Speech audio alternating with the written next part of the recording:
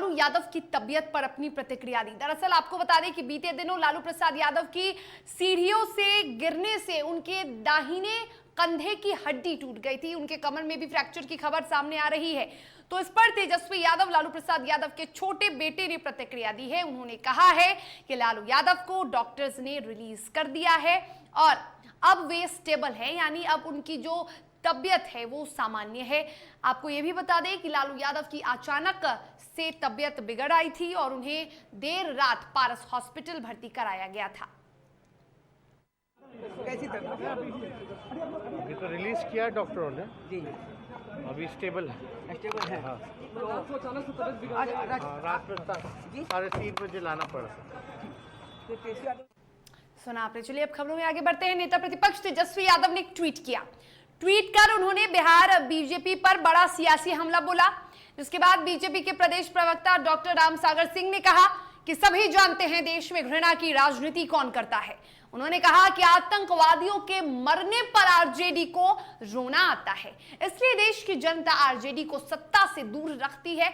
दरअसल उदयपुर की घटना पर तेजस्वी यादव ने ट्वीट कर बीजेपी पर हमला बोला था।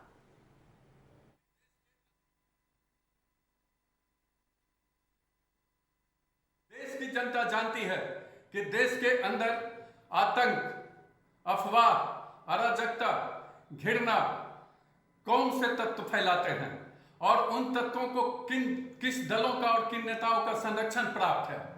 कौन नहीं जानता है कि जब आतंकवादी मारे जाते हैं तो किस दल के नेताओं को रोना आता है। तेजस्वी जी देश की जनता भली भांति जानती है और इसीलिए आप लोगों को सत्ता से बाहर रखती है और देश की जनता भाजपा को सत्ता में बनाए रखती है। देश के अंदर शांति, आतंक पर कब्जा और विकास को आगे बढ़ाने के लिए। जहां तक संवैधानिक संस्थाओं की बात है तो आपका दर्द समझ में आता है।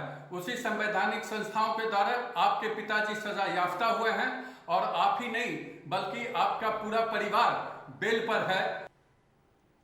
और बिहार सरकार के पूर्व मंत्री नरेंद्र सिंह का पटना में लंबी बीमारी के बाद निधन हो गया। वो जमुई के भोड़ के रहने वाले थे।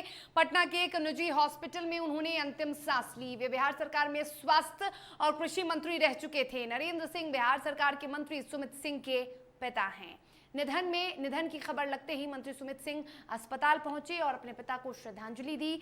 वहीं बिहार विधान परिषद के कार्यकारी सभापति अवधेश नारायण सिंह, पूर्व सीएम जीतन राम मांझी, जेडीयू के राष्ट्रीय अध्यक्ष ललन सिंह, मंत्री लेसी सिंह और शिक्षा मंत्री विजय चौधरी सहित कई नेताओं ने उनकी मृत्यु पर गहरा शोक व्यक्त किया है।